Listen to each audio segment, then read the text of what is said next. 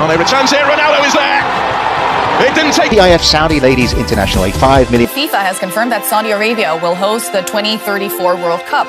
Public Investment Fund has announced a major investment.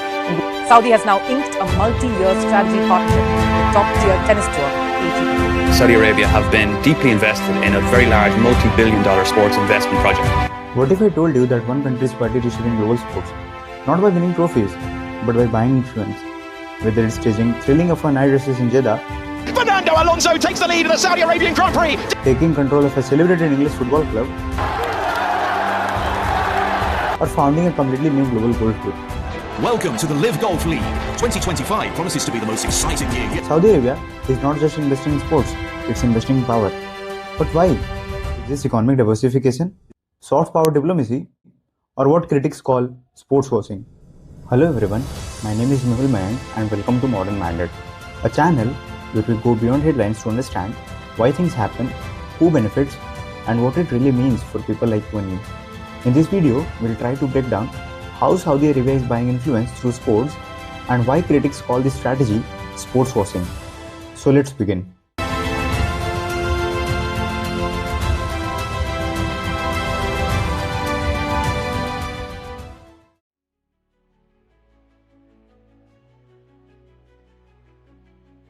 In just a few years, Saudi Arabia has poured billions of dollars into global sports, acquiring football clubs, launching golf leagues, hosting Formula 1 and Formula E races, and staging blockbuster global boxing events. But this is not just about entertainment. It's a calculated strategy which is designed to reposition the country on a global stage, expand its influence, and reshape how the world sees it. At the center of this strategy is Public Investment Fund, or the PIF. This is Saudi Arabia's sovereign wealth fund managing hundreds of billions of dollars. But unlike a typical investment vehicle focused only on financial returns, the PIF operates as a strategic tool aligned with Saudi Arabia's long-term transformational plan, that is Vision 2030. Vision 2030 aims to reduce countries' dependence on oil and build new industries like tourism, entertainment, and global sports. And that's where the playbook begins. The first pillar of the playbook is ownership. Instead of just sponsoring teams, Saudi Arabia buys them or takes controlling stakes. In 2021, a PIF-led consortium acquired a majority stake in Newcastle United. This move gives Saudi Arabia a permanent seat inside the English Premier League, which is one of the most watched sports leagues on the entire planet. Ownership creates structural influence. It's long-term positioning, not short-term marketing. The second step is even more ambitious, which is to reshape existing sports markets.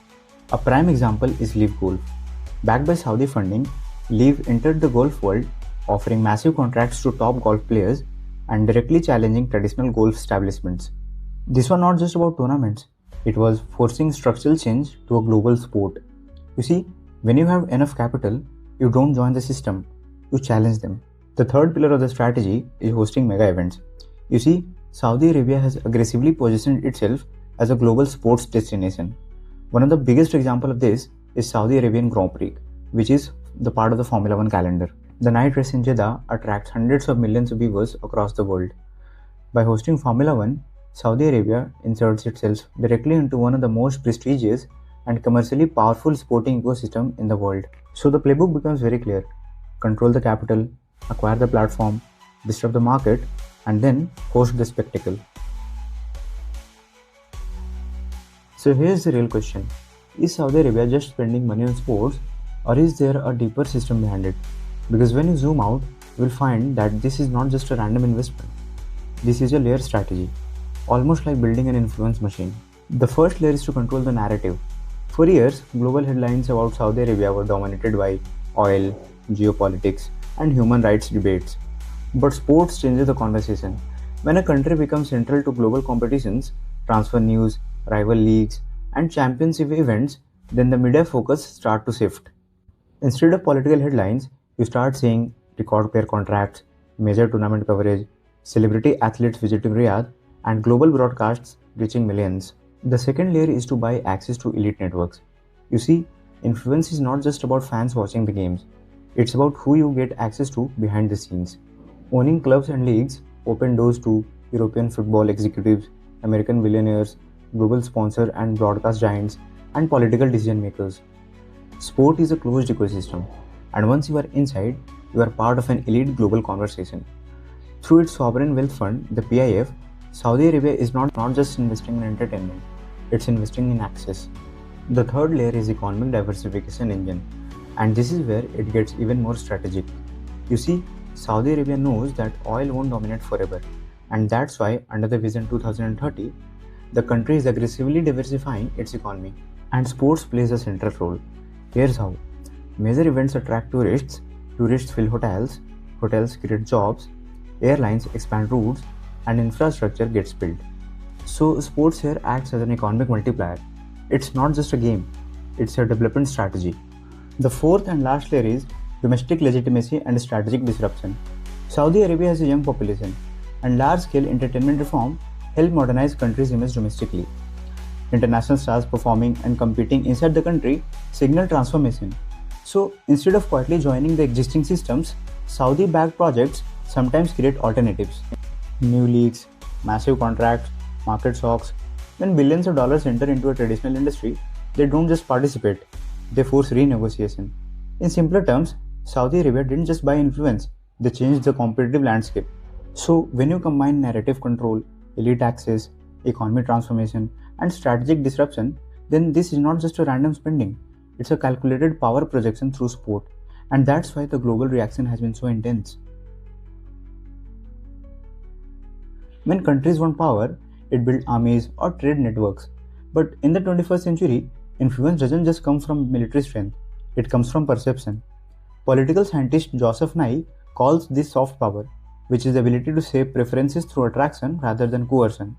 Saudi Arabia's sports investment fit directly into this framework. Instead of forcing influence, it is cultivating it. Think about it. When millions of fans watch a Saudi Premier League match, a Formula 1 night race in Jeddah, or a global boxing event hosted in Riyadh, then the whole country becomes part of a global cultural movement. Sports create emotional connection, and emotional connection builds familiarity, which then reduces political distance.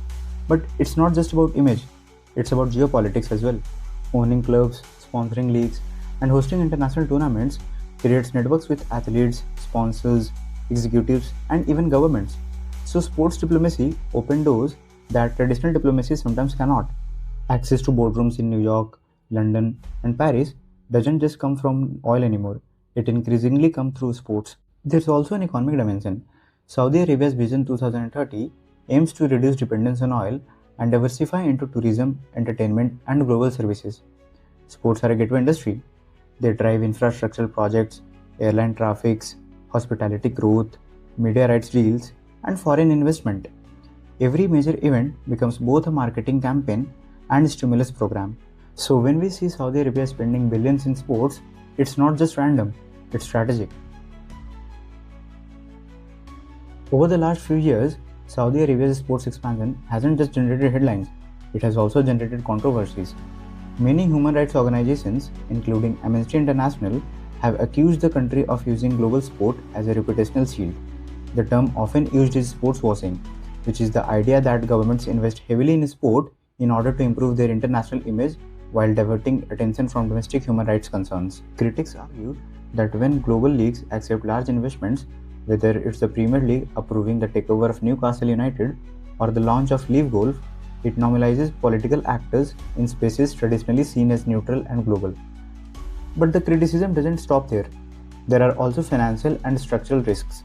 Reports have shown that projects like LIV Golf have operated at a significant losses, raising questions about sustainability. If these ventures depend entirely on sovereign funding rather than organic revenue, what happens if oil prices fall or political priorities shift? Then there is a fan reaction factor. You see, sports communities are deeply emotional ecosystem. While some Newcastle fans celebrated new ownership because it meant investment and ambition, while others including activists and journalists questioned whether the club should become instruments of state strategy. This creates tension between sporting success and ethical accountability. Academics studying sports diplomacy argue that sports can absolutely function as soft power, but it cuts both ways. If the strategy succeeds, then Saudi Arabia strengthens tourism, global visibility, and geopolitical networks. But if scandals emerge, or if government bodies tighten regulation around state ownership, then the reputational risk can actually increase. And finally, the future. Saudi Arabia has already signaled interest in hosting even larger tournaments and events, like hosting WWE WrestleMania 43 in 2027. If it continues to secure mega events, then it could permanently shift the center of gravity in global sport towards the Gulf region. So the real question is not why Saudi Arabia is investing in sports, it's whether this investment reshapes global sport or whether global sport reshapes Saudi Arabia. Because in the end, money can buy leagues, clubs and broadcasts, but influence, that totally depends on how the world responds. That's it for this one guys. If you learned something valuable from this video, then please hit like and don't forget to subscribe to the channel. And I will see you in the next one. Thanks for watching.